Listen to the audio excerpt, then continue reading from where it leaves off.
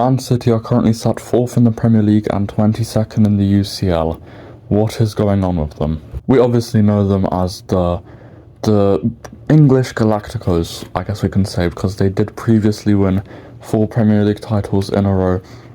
And, right, the last time they didn't win the Premier League, Sheffield were 9th, Burnley were 10th, and Southampton were 11th. So that's how you know it's been a long time. City didn't really lose many key players, but a notable transfer that they did bring back to the club from Barcelona was Gundogan for free, which, that's obviously a great signing.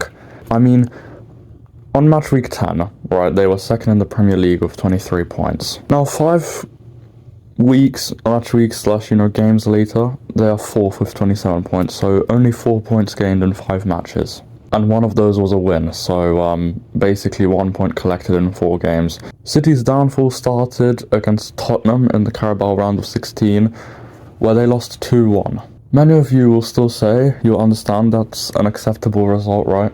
City, I don't think they really care about the Carabao Cup because they've already won it multiple times, and let's be real, they don't really need it.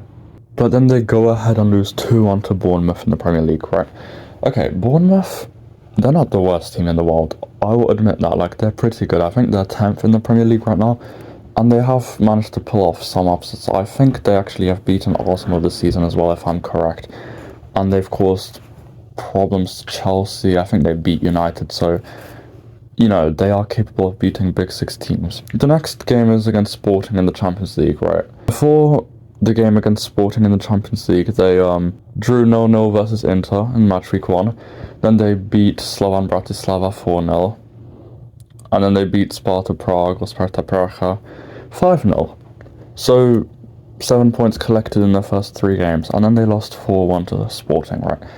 Amorim and his Warriors, mainly Viktor Gyökeres, let's be honest, he showed that he's the better Scandinavian striker, told Haaland to stay humble. This was followed by a 2-1 loss to Brighton, which Brighton are not the worst team in the world, right? But that was already their 4th loss in a row, so pressure started to amount and people were actually starting to realise online that they're kind of having a downfall. But they're Tottenham next, right?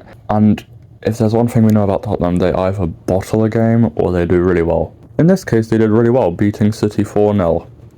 It didn't get much better for them, because surely they were going to beat Feyenoord, right, in the Champions League. They were winning 3-0, if I'm not wrong. The game ended 3-3, right, with Slovak left-back Hansko equalising in the last minutes of the game. 6 games in a row where they did not win, 5 of those losses. Next up, league leaders Liverpool. Obviously, City lost 2-0 to Liverpool. I mean, it wasn't a tough match for Liverpool to win. Then they finally got a win after 7 games going winless. They finally beat Nottingham Forest. Pretty, confidently as well, 3-0. But Forest are doing pretty well as well. It was just Forest's worst game probably this season. So then you'd think, oh yeah, City have finally found their momentum. They drew 2-2 to Palace. Right? Palace actually scored first. City hit back, then Palace scored again, but I think Oscar Bob scored, also getting himself a red card, if I'm not wrong. I'm probably wrong, but oh well. Most recent game, they went back to the UCL for match day 6, and they lost 2-0 to Juventus, right? That's very concerning. How are you not beating Juventus? Juventus are like, what, 4th or 5th in the Serie A?